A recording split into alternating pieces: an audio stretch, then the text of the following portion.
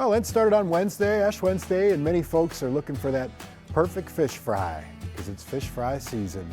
Chef Adam Lerner from Red Cow is back, and he's here to tell us all about their fish fry and give us some tips for frying fish at home. Welcome back, good sir. Thank you very much. Nice to have you, man. Thank you. I was very pleased last time you were here. You were gracious and made some really good food. So, what are some tips? How can people get a better fry at home? Yeah, I think one of the biggest tips is really keeping your beer batter cold. I mean, there's two ways to do it. You could do beer batter, or you could do like the dredging method where you do like panko fried. Why is that important? Why is a cold batter important? It just helps stick to the fish a lot better, and it doesn't dissolve when it kind of goes into the oil. What kind of fish do you have? Is this cod or what Yes, is we this? have Alaskan cod for you. Okay. We end up cutting them into 2-ounce pieces, and we give 3 pieces per. I find the bigger the fish, it just sogs out really quickly when you like open it up. Okay, so size matters, and it's kind of uniform too. Yeah, Is it the same principle in frying that it is in like grilling or braising? Absolutely. Where you don't want, like you were talking about brisket before, you want it sort of uniform in thickness. 100%. You want it all to cook at the same time. Okay, so that's what you do. All right, what is the process here? Do you go flour, then Then Dark, or beer what do you- batter, yeah. So you want to be really good about covering it and shaking it off.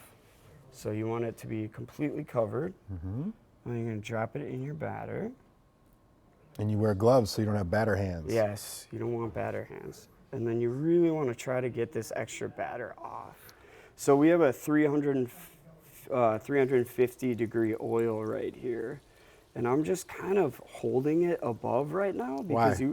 you don't want it to fall to the bottom of the pan and then it's going to stick. So what this does actually is it kind of like, once it can support itself, it starts to just hold itself up and then it gets it won't started. stick to the pan. Exactly. Now, man, I love little tips like that. That's a winner. It's a good pro tip. That's yeah. a winner pro tip. Okay, so then you drop it in. Yep. And now it's not going to stick because it's par fried. It's already Exactly. started. Exactly. Interesting. Yeah. So I mean, for how we do fish and chips is we cook it for about 4 minutes at 350. Okay. And then we're really looking to let it rest for 3 minutes, and then we get 1 more minute fry on it. What And kind of oil do you recommend using? canola is great. You like yeah, canola? Canola's great. And then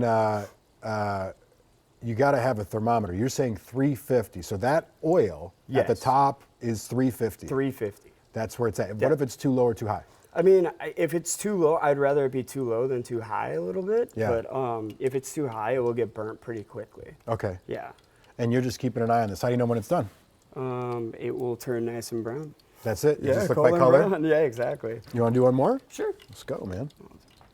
Can I do one? Yes, you may. Man, you do Yes. that one. I'll do this Okay. one. How's that sound? Little poke bowl over here too. What else do you guys have for? We have a Compared to- lot of fish offerings. So for and it's not just for Lent or on Fridays. We have the fish fry available through Easter right now. Yeah. That's Yeah. nice. You know what a good chef trick is? What? Wear gloves. Yeah, that's what he's. These can are have so batter pretty hand. when they're I'm in done. it now. Look how pretty that is. Oh, it's so great looking. So poke All right. bowls, you got some Mussels. mussels, you got some Salmon almond. Salmon almond. almondine. We have Oh, a that's beautiful. Niçoise salad. Let's show that. That's Yeah. so pretty. Tuna, Am I doing this Tuna. right, brother? You're doing it great. and That looks a little great. salmon salad. And this thing What is that? That's sandwich. It's a tuna melt. Oh, that's Yeah, nice. so we Well, but that's confit, real tuna. confit some albacore tuna. Yeah. Yeah. Yeah, 'cause you the may, other stuff's please not take it. real. No, I mean, it's like, yeah, Albacore. you got a good albacore, point there. You know. Albacore.